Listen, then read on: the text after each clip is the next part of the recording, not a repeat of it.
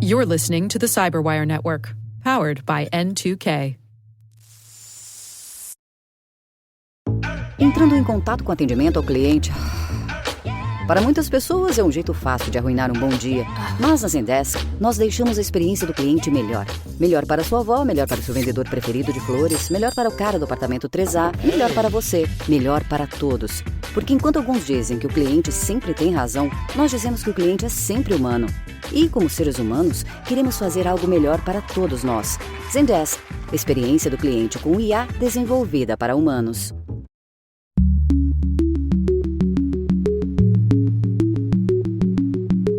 In the case of Change Healthcare, we saw literally hospitals across the U.S. being impacted, patients going to pharmacies not being able to get prescriptions filled. I mean, just the impact was just incredibly broad and widespread just from that incident in of itself.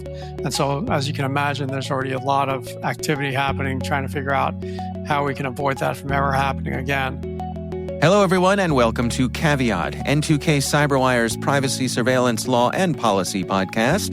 I'm Dave Bittner, and joining me is my co-host Ben Yellen from the University of Maryland Center for Health and Homeland Security. Hey, Ben. Hello, Dave. On today's show, we cover the latest rulings from the U.S. Supreme Court. And later in the show, Errol Weiss, CSO of the Health-ISAC, joins us to discuss the current threat landscape in healthcare and their contributions to the Cyberspace Solarium Commission's healthcare report. While this show covers legal topics and Ben is a lawyer, the views expressed do not constitute legal advice. For official legal advice on any of the topics we cover, please contact your attorney.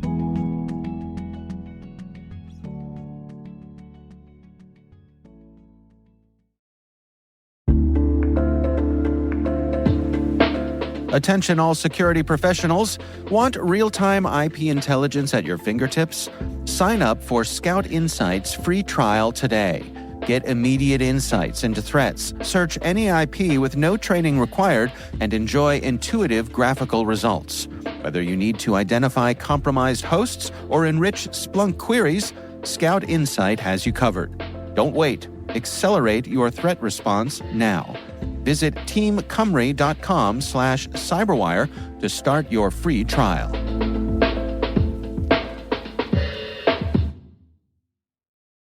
All right, Ben, we are going to jump right in here and talk about some of the latest rulings from the U.S. Supreme Court.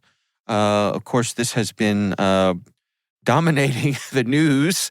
I think a lot of folks are distressed, some surprised, some not surprised. Where do we begin here, Ben? So I think the most important case for our purposes is the Loper Bright Enterprises case. And so I'll start there. That is the case that overturned Chevron USA v. Natural Resources Defense Council from 1984, and it is boring to most people because it concerns administrative law and deference to federal agencies, and I can tell people are already falling asleep. So my job is to help people understand why this is going to be very important to the world of cybersecurity. And this is the Chevron deference issue. Right? So Chevron deference did develop from that Chevron case in 1984. The way Chevron deference worked until 2 weeks ago is that if the statute was clear on a particular subject, then the agency was bound by the language of that statute. But if there was any ambiguity, courts would give deference to that agency's interpretation of that statute. So in essence, it took power away from our federal courts and put them into the agencies themselves. And these agencies have expertise, they have institutional knowledge. It gave the agencies leeway to interpret statutes in a way that was still permissible, that was still a permissible reading of the statute, but could kind of do its own thing, to put it colloquially. And that has all changed. In this Loper Bright Enterprises decision, a 6-3 majority, which is divided neatly upon ideological lines, the court overruled Chevron after 40 years. I was not expecting this result necessarily. I know there are a lot of critics of Chevron on the court. I thought they might go about it a little more methodically and kind of chip away at Chevron deference without doing away with it entirely. So that element of it is at least somewhat surprising to me. I think this all sounds very pie in the sky. Nobody really understands kind of the on-the-ground impact of this decision. And there's been some really good literature out since the decision came out on how the overturning of Chevron is going to affect, in particular, cybersecurity regulations. So I thought that would be a good place for us to kind of dive in. And the most interesting to me is SEC rules regarding cybersecurity disclosures. There's a really good piece from the Center for Cybersecurity Policy and Law that has a really good discussion of what this might mean for disclosures of cybersecurity breaches. So as probably most of our listeners know, in 2023, the SEC established requirements that public companies, the ones over which the SEC has jurisdiction, report, quote, material cyber incidents within 4 days of determining materiality. And there's other elements to those requirements. If you look at the Securities and Securities Exchange Act, that statute and all of its revisions over the years do not directly reference cybersecurity at all. It probably didn't exist when... It certainly did not exist when the bill was first enacted into law. I believe it's been in existence since the post-New Deal era. Okay. So, yeah, it's long before it was even a gleam in our eye. Right. Now, in a Chevron... The men shall use their adding machines in a responsible way. Yeah, that actually is a very impressive old-time video voice. Thank you. Yeah, that could be a good skill for you. We can get one of those newsreel music tracks. Right. So in a world with Chevron deference, this wouldn't be that much of a problem because the SEC is concerned generally with managing risk from these public companies and preventing what happens in the corporate world from filtering down and causing financial distress. And if you were to take a reasonable definition of risk management in the current climate, I think that obviously would include the risk of cybersecurity attacks. But in a post-Chevron world, that's not necessarily the case because there is nothing in the statute referencing cybersecurity. So anybody who is affected detrimentally by this regulation that was enacted in 2023 now would have standing to sue the SEC for these regulations. So let's say somebody doesn't comply with the breach requirements, they're fined by the SEC. Now they would have grounds to challenge that fine and basically challenge head-on these regulations. They could go to court and say, you are no longer required to give the agency deference in how it interprets these statutes. All you can do is look at the plain language of the statute, and by looking at the plain language of the statute, there's nothing within the SEC's jurisdiction that deals with cybersecurity. There are going to be millions of these lawsuits, not just in the cybersecurity field, but really in every sphere of federal policymaking. Well, let me pause there for a second. Yep. You mean that literally millions? Yes, I do. Okay.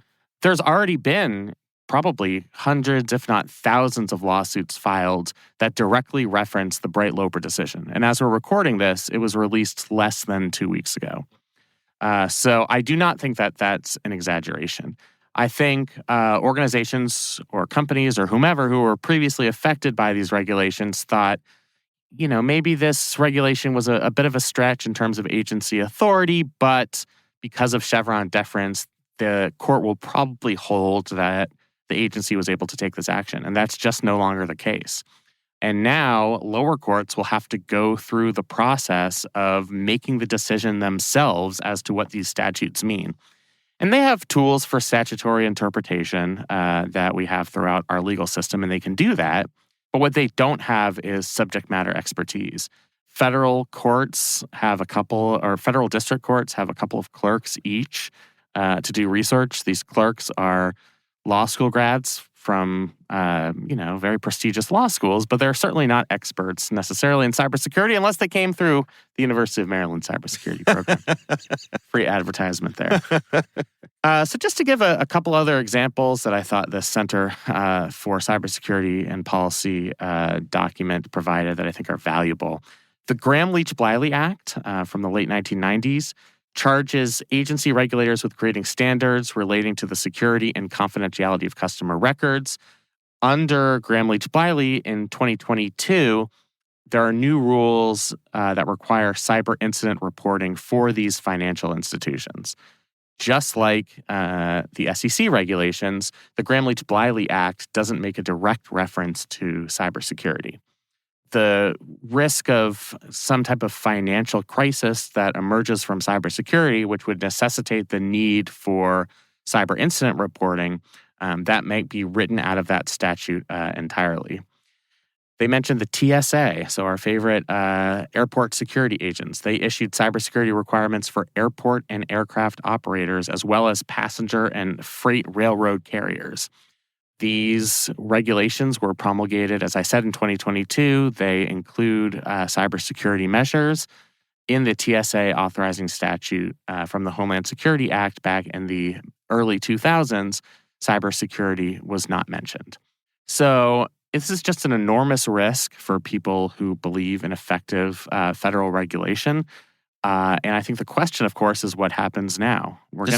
Does it ultimately then have to go back to the legislators to clarify all this stuff? Yes, and that's part of the problem. Yeah. So critics of Chevron have always said, we don't need Chevron because Congress can just do its job. If there is an unclear interpretation of the statute, Congress can just come in and clarify. I think that sounds very good in theory, but to me, it represents a naive view of the capabilities of our Congress. Our highly effective, well-oiled machine that is the U.S. Congress. Yeah, I mean, they can barely pass must-passed budget measures. They always do it at the last possible minute before we go into a government shutdown.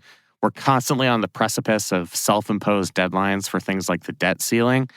The idea that Congress has the institutional expertise to go line by line through these extraordinarily obscure regulations and try to provide some level of clarity for all of them, and then turn that into legislation, which is subject to the filibuster and all sorts of time delays, I think is extremely naive. So I think what's going to happen is that federal courts are going to interpret these statutes, and they're going to start interpreting them far more narrowly than they did in the Chevron era, and that's going to make it much harder for federal agencies to anticipate future threats or to promulgate regulations on threats that did not exist when the statute was enacted. And I just think that's a really significant risk. I think that's going to be something that's, if you're a CISO out there, this is going to be part of what you're going to have to deal with in the legal landscape over the next several years. So I can't really overstate the significance of this decision and how it's going to impact really every aspect of federal rulemaking, but specifically for our purposes, cybersecurity and things like data privacy. What was the world like before 1984 when Chevron deference became a thing?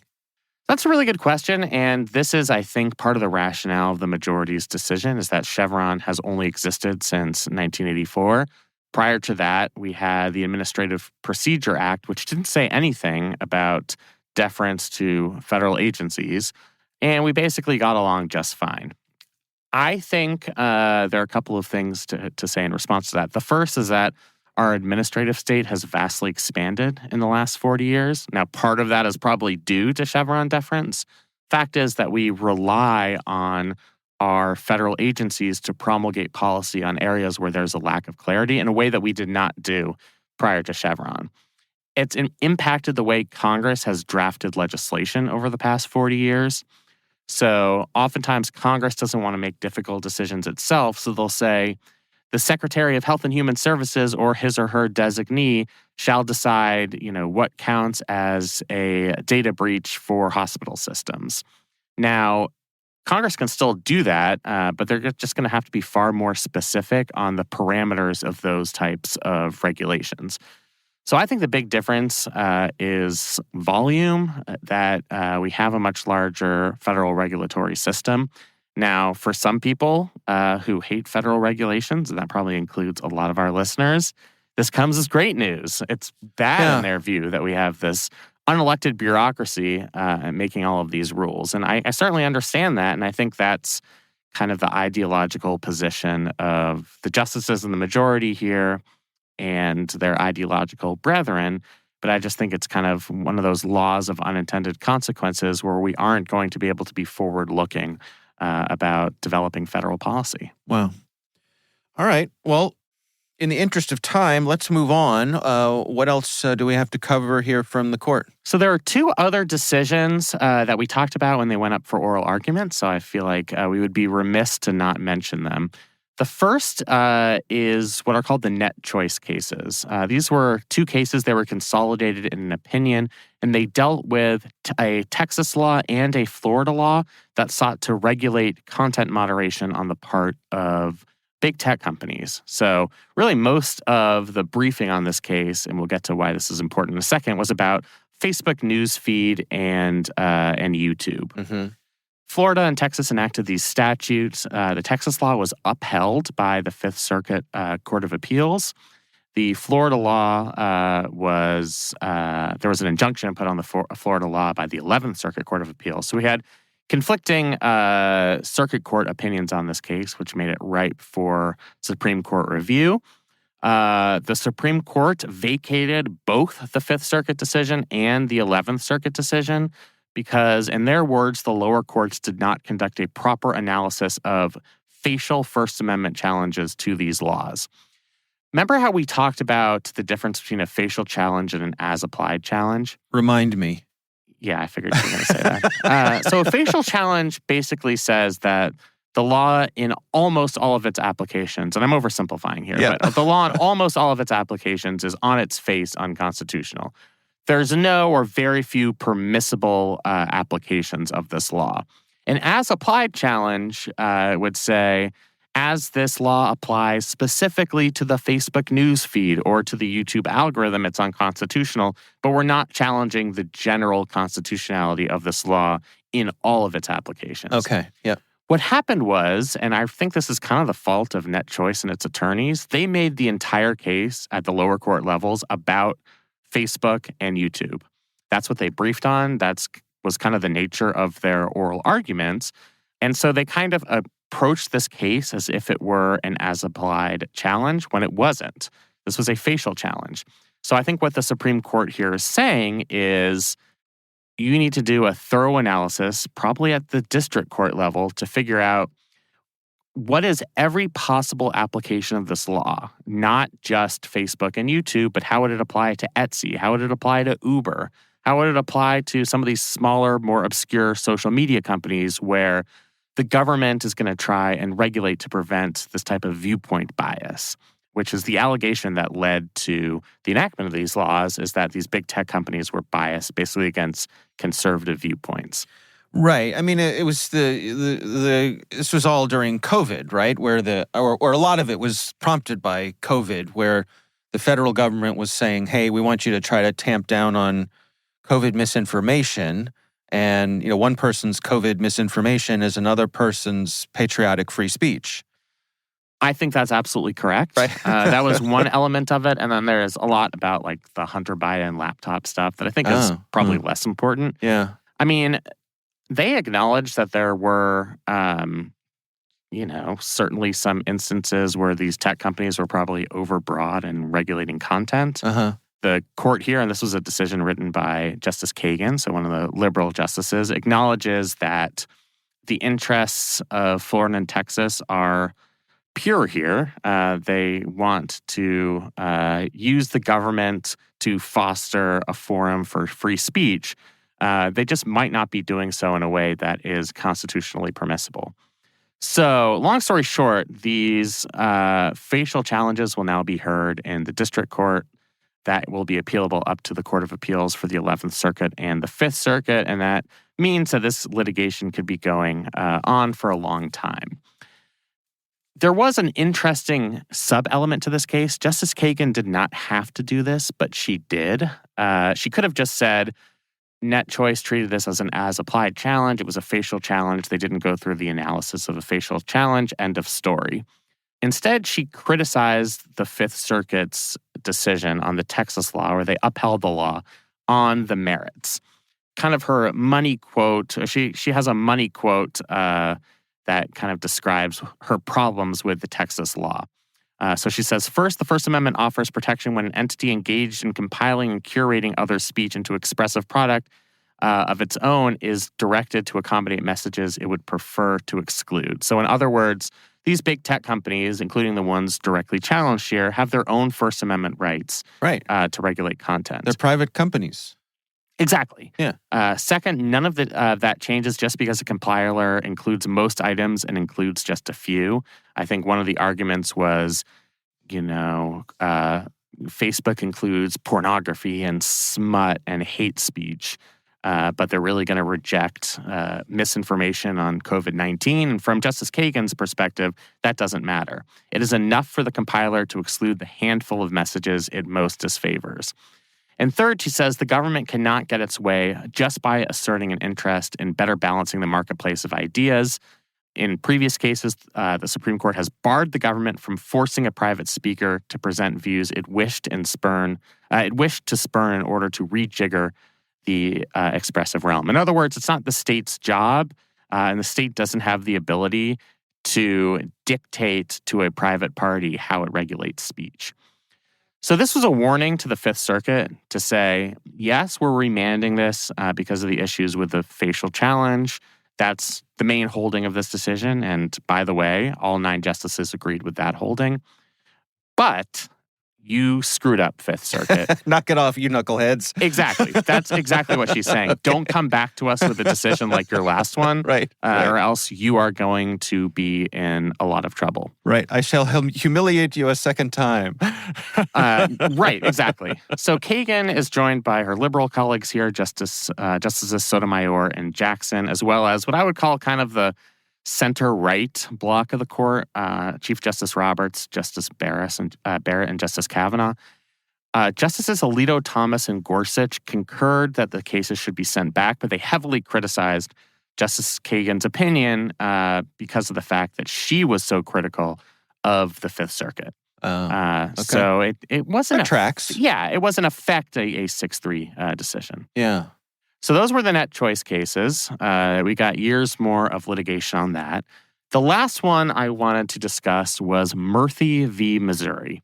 And we talked about this one when it went in front of oral arguments. Basically, a bunch of U.S. states led by Missouri and a bunch of private parties sued a bunch of government officials saying that their contact with big tech companies was inhibiting their free speech rights.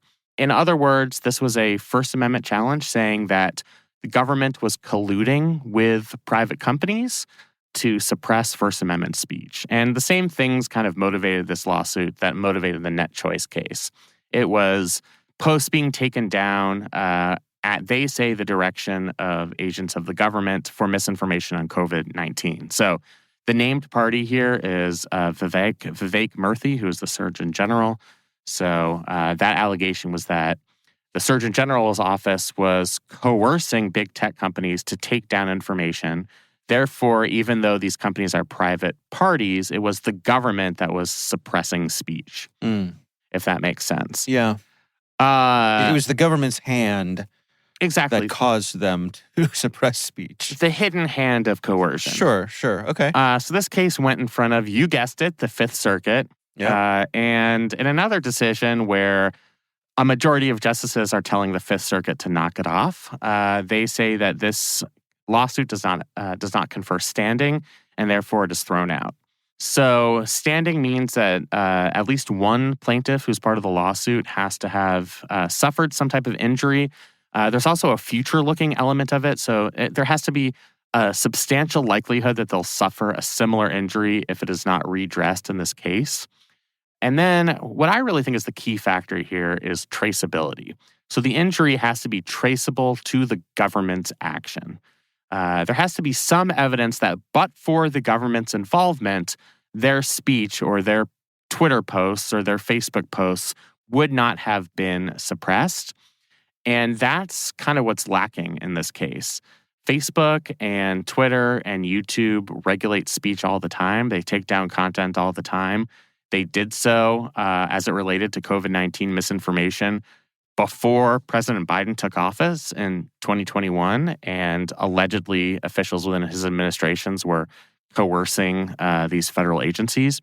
So there's just no proof among any of these plaintiffs that you could directly trace their posts being taken down to the government through private conversations, coercing these companies. There's just not enough evidence in the record. So, I mean, is it sort of the situation where if you're Facebook, you say, hey, look, we get opinions from lots of different people. We have lots of different experts, lots of people who are talking to us and telling us we should do this or shouldn't do that. One of those happens to be people with the federal government, but it's not a direct line. Exactly. And there's no evidence where you could say, well, if all of those other people contacted us, we wouldn't have taken down this post. But the fact that the government did it, that put it over the line. I see.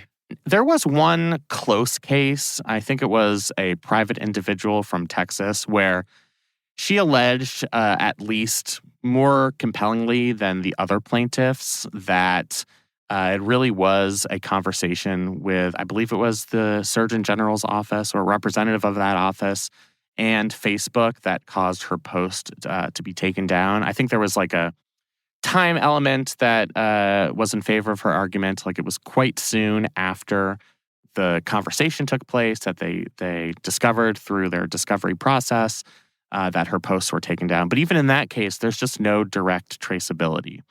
You don't have that evidence that it was the government's action in communicating with these big tech companies that caused these posts to be taken down.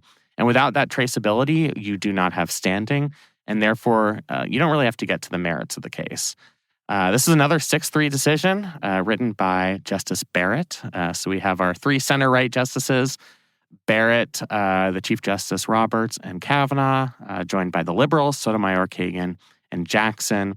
And then Justice Alito with Justice Thomas and Justice Gorsuch writing in dissent, basically saying that this is a broader First Amendment case. We should establish that standing can be established here. Basically, if you use your imagination, you can see that direct connection. He didn't say it in those terms. That's sort of my interpretation Your own editorialization there, Ben. Yeah. And we should be very concerned about the government communicating with these giant tech companies to take down content. And I think that is certainly a valid concern. I think it probably rubs a lot of people the wrong way, myself included, that the government is having these back-channel discussions with big tech companies who are so powerful and can potentially suppress people's speech. But there is just not enough evidence in this case to establish that direct traceability. So therefore, all of the named government agents in this case are still able to communicate with these big tech companies. So in case we have another pandemic, the Surgeon General could go to Facebook and browbeat them and say, you're going to be responsible for thousands of deaths if you don't take down this post. And that would still be constitutional because this case was thrown out.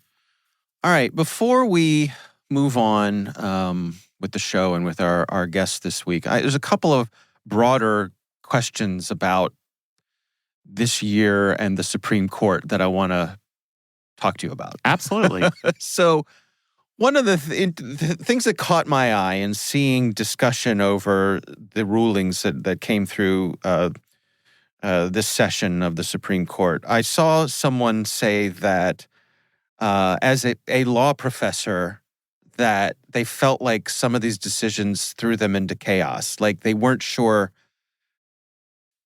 how to teach some things these days. And you're a law professor. I was curious what your take is on that. I mean, are some of these rulings just that, I don't know, do they go off in a different direction that as a law professor, you're thinking to yourself, whoa, okay, how are we going to cover this? Yes, 100%. Okay. I teach a intro course for master's students called U.S. Law and the Legal System, which is basically a crash course in all of the subjects one would learn about in their first year of law school. And I do a session on administrative law. About 50% of that session was on Chevron deference. So throw that in the shredder.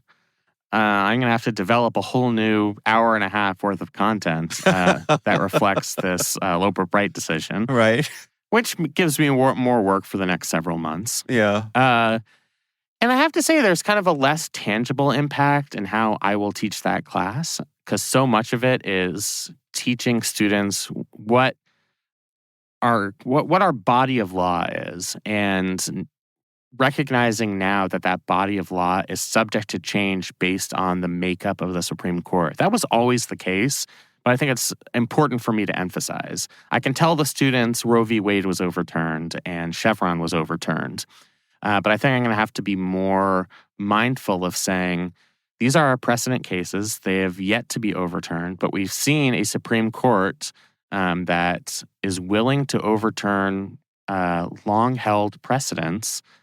And I think we have to take account of that the law as we teach it now is not etched into stone. I think it is going to be subject to change. Now, granted, in the past, there were a lot of decisions that discarded previous decisions that I think all of us thought were good. Brown v. Board of Education overturned Plessy v. Ferguson, which held that separate but equal was constitutional under our 14th Amendment, and all of us agreed that that was a bad decision. But I think now more broadly, we're just going to have to discuss the fact that our current court seems more willing in a greater number of cases to go against established judicial precedents. The other thing that caught my eye was I saw someone talking about how the court itself, and correct me here because I'm outside of certainly my range of expertise, but they were saying that of the three branches of government, that the court has no enforcement mechanism. That is correct. And so if... Doesn't have an army. Right. So if a state wanted to say, yeah, we're not going to do that, then the court's legitimacy is based on people's willingness to go by what it says.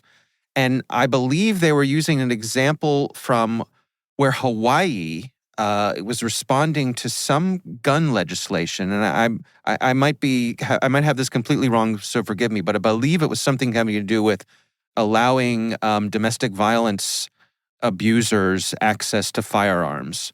And Hawaii said, yeah, we're not going to do that, sorry. So I just thought that was really fascinating, this whole notion that what happens if the Supreme Court in its makeup swings so politically and so obviously so that its legitimacy is harmed potentially to the point where states just discount the rulings. And then where are we? That would be really bad. I mean, our entire system relies on adherence to Supreme Court decisions. Now, nothing in the Constitution itself gives the Supreme Court the ultimate authority over what the law says. They gave it to themselves in Marbury v. Madison, but we've held that as precedent for more than 200 years, that the Supreme Court is the final arbiter of what the law is. And that has been tested. It was tested in the 1950s after Brown v. Board of Education. A lot of southern school districts refused to integrate, and the Supreme Court had to come in with additional rulings saying you cannot disregard an opinion by this court. We're going to bring in the National Guard to enforce it. Okay. It happened in the 1970s with President Nixon, where the Supreme Court knew that if they required President Nixon to release the Watergate tapes, that he would probably be impeached and convicted or would end up resigning. And they forced him to do that anyway. It was a real recognition of their power, even though Nixon was president at the time. Certainly don't think that would happen today, by the way. But that was a 9-0 decision. So their power has been tested and it has endured, but it is fleeting. And if people and states and whomever start to lose confidence in the Supreme Court, that's what could end up causing a constitutional crisis. I think that the Supreme Court is mindful of that. And the center-right bloc of Kavanaugh, Chief Justice Roberts, and Barrett have played the role of making sure the court can go in a very conservative direction without completely undermining its own legitimacy. Okay. I think if we're up to Alito, Gorsuch, and Thomas, and this is just my personal opinion, I think they would light the whole place on fire.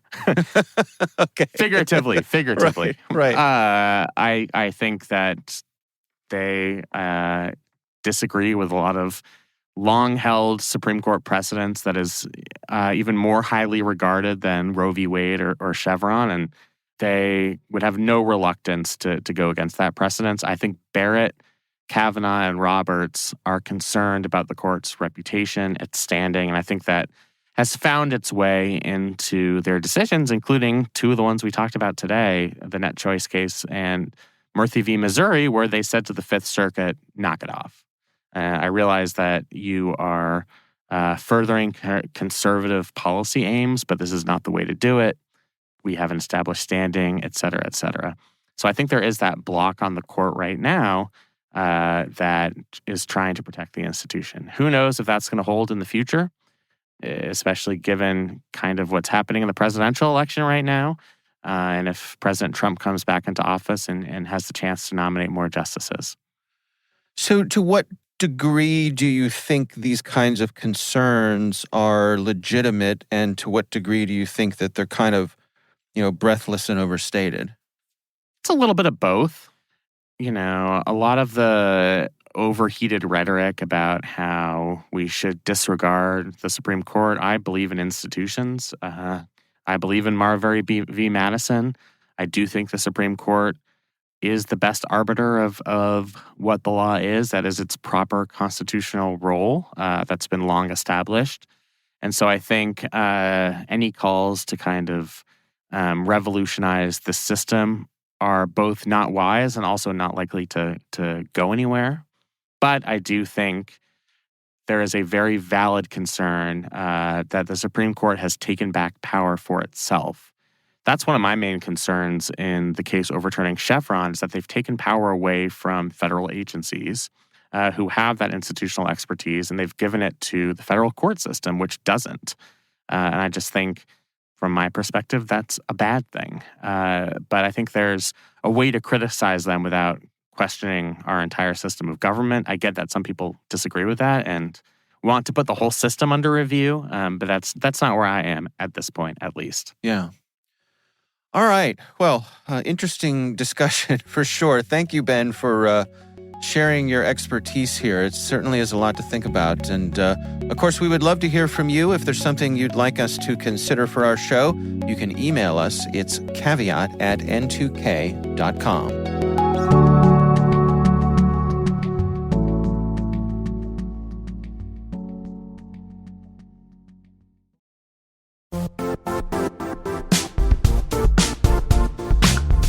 The IT world used to be simpler. You only had to secure and manage environments that you controlled. Then came new technologies and new ways to work. Now, employees, apps, and networks are everywhere. This means poor visibility, security gaps, and added risk. That's why Cloudflare created the first-ever connectivity cloud. Visit cloudflare.com to protect your business everywhere you do business.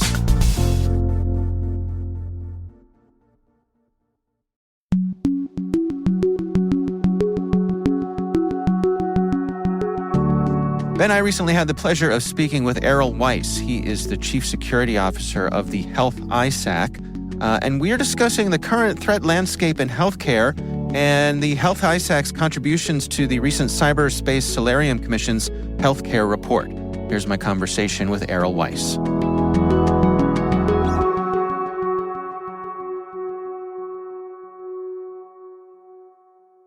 I always start the conversation off with saying that the ISAC is probably the world's worst acronym.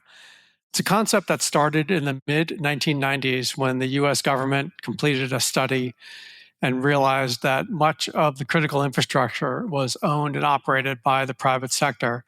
And if we can roll ourselves back to that time frame, mid-1990s, and think about what was going on at the internet at the time, things were just starting to happen, right? Online banking was just becoming a thing. And with the amount of commerce that was beginning to happen and the amount of other businesses that were starting to be drawn to the internet and other critical infrastructure functions that were relying on the internet for service, I think it was good of those, I'll say, founding fathers to realize how important it was to get the private sector motivated to begin to work with each other to better protect that infrastructure. So that first ISAC came together, and really, rolling ahead 20 plus years later at this time, they still provide that same basic function. It is about sharing incident information, best practices, threat information with each other, all around the idea of helping each other to better protect themselves from threats and vulnerabilities and other issues. And if I had to say it in 10 seconds, I probably would just use the words, it's a lot like a virtual neighborhood watch program. Much like in your own neighborhood, if you see something happening, you want to use that information to protect yourself and your neighbors from that happening to you. It's really what it's all about. Well, tell me about some of the specific challenges and opportunities that the Health-ISAC has. Yeah, so in healthcare, certainly has been top of mind probably for a lot of people recently with all of the news about ransomware and some of the big incidents that have already happened here in 2024. Speaking specifically about the Change Healthcare incident back in February, and then the Ascension Hospital attack that happened here in May. And again, just really large ransomware incidents that had just dramatic impact across the U.S. In the case of Change Healthcare, we saw literally hospitals across the U.S. being impacted, patients going to pharmacies not being able to get prescriptions filled. I mean, just the impact was just incredibly broad and widespread just from that incident in of itself. And so, as you can imagine, there's already a lot of activity happening trying to figure out how we can avoid that from ever happening again. But ransomware continues to be a big issue, and we can certainly talk about why that is. Well, I mean, let's dig into that. It seems like ransomware operators really have the healthcare industry set in their sights. Yeah, that's true. And I think one of the things we've done at Health-ISAC is we're actually been tracking ransomware incidents since 2020. And just as an example, in 2023, we saw 5,559 ransomware events across all sectors, and only 455 ransomware incidents that were actually involving healthcare sector organizations. So it's just a little bit over 8% when you think about it. But I think everybody would believe that number to be higher based on all the media reporting and other issues that we see happening. And I think it's very understandable because when ransomware impacts a hospital and they're out, it becomes really a human tragedy.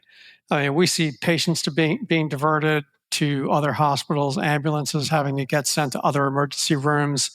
I mean, and God forbid you're in a small rural location, that other hospital may be hours away.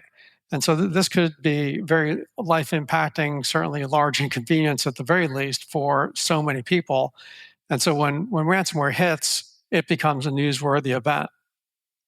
Yeah, I think it strikes a lot of folks that it's kind of unconscionable that healthcare organizations aren't off the table here. That there seem to be no limits, to what these folks will do in their attempts to, ransom the money off of you folks. And that's exactly what it's all about, right? Cyber criminals are motivated by money, and they literally do not care where that money comes from.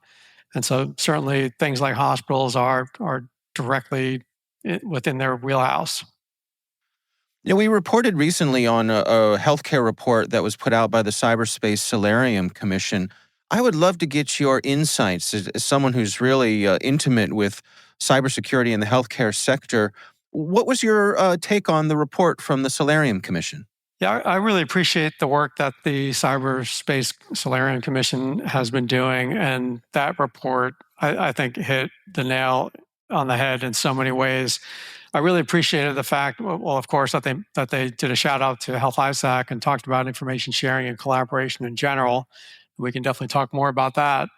But I really appreciate how they went into detail about really putting organizations, I'll say, on notice, right? Like calling to Congress to do their fair share, provide more funding, looking at the rest of the federal government to do their fair share when it comes to providing more resources and more programs around info sharing and information security in general across the healthcare sector. And then leaning appropriately on the private sector itself to do more to protect themselves. A lot of great recommendations in there. And like with so much of the work that the Solarium Commission is doing, I'm hoping to see some of that gets put into law and that gets appropriately funded as well. Now, it's my understanding that you and your colleagues were significant contributors to that report. Yeah, we did have several of our folks that were interviewed during the preparation of that report, myself included. One thing I'll mention there too, I'm really glad that they also had in there the notion of a virtual CISO. So the whole idea that it would be great to get funding to support a vCISO program where these small, rural, underserved communities could tap into that vCISO network and literally borrow an experienced CISO's time and use that virtual CISO to help that organization build an effective information security program. Now, of course, they'll need funding, they'll need resources to help implement all of that. But I really feel that without a strategic plan in place, without that strategy in place from someone who has that experience, school of hard knocks, so to speak, they need that advice. They need an advocate like that to help get that program off the ground. And I think that vCISO program is just the ticket to do that. Where do you suppose the Health-ISAC stands right now in terms of participation from the community that you hope to interact with? Are you satisfied with where you are, or is there more work to be done? Yeah, we're always looking to grow. We've got just over 900 institutional members globally. We just passed the 900 mark a few weeks ago. Still looking to grow. I think some of our big opportunities today are going to be further growth in Europe and Asia Pacific region, even Australia as well. We're doing a lot of work there too with partners, hoping to further broaden not only the membership, but the network of people that we have out there that have different experiences and certainly different visibility into threats, vulnerabilities, other networks, other opportunities to learn from others. And so the bigger the network, the better and stronger that will be globally. What do you suppose it's going to take to really move the needle here, to make healthcare organizations, to make hospitals an unattractive target for these folks? Yeah, I think there's a lot of reasons why healthcare is so underfunded when it comes to cybersecurity. We can certainly talk about that too. I think that's one of the toughest jobs that someone in that CISO position or if they're leading IT security for an organization, it's probably one of the biggest challenges they're going to have is trying to get the adequate cybersecurity budget that they really need to protect that organization, to be able to buy the equipment, the technology that they need to implement improved security. But I think most importantly, it's also the people, the experienced people that they need to run and operate all of that. It is, as we all know, and through the other podcasts that I know I've been listening to you talking about as well, how difficult it is to attract and retain that talent as well. Again, especially I always look to the small rural hospitals, how difficult it must be for them to attract and retain really good cybersecurity talent.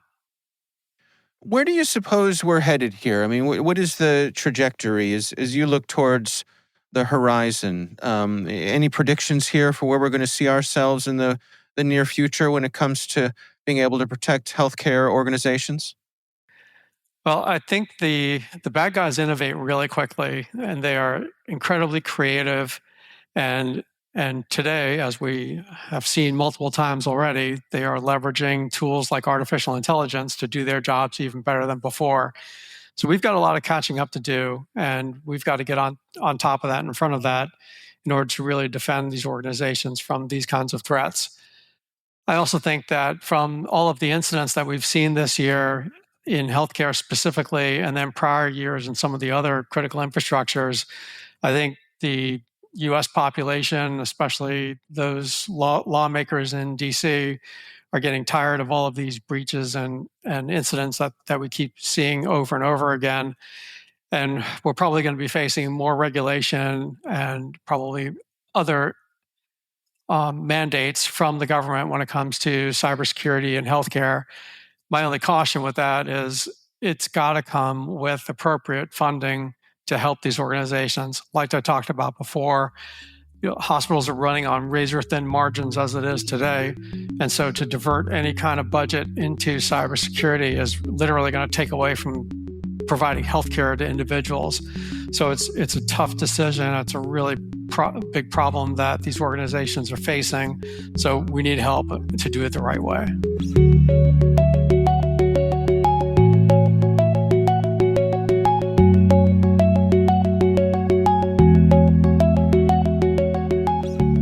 Ben, what do you think?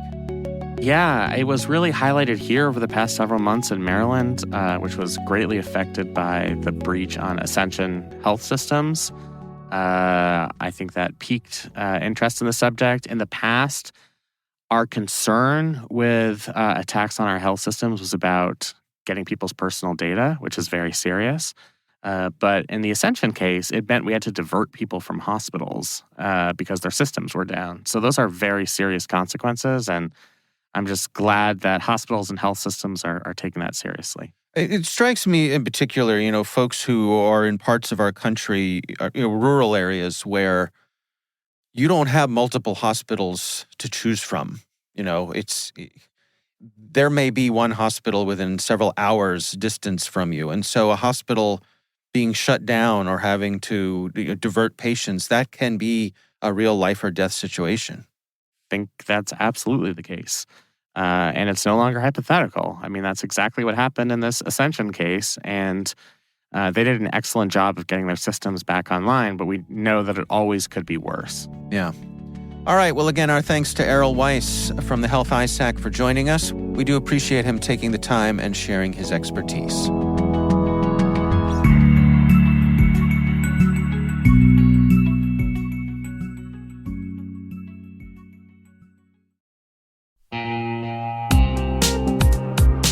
This September 18th and 19th in Denver, a tight community of leading experts is gathering to tackle the toughest cybersecurity challenges we face. It's happening at MWise, the unique conference built by practitioners for practitioners. Brought to you by Mandiant, now part of Google Cloud, MWise features one-to-one access with industry experts and fresh insights into the topics that matter most, right now, to frontline practitioners. Register early and save at mwise.io/cyberwire. That's mwise.io/cyberwire.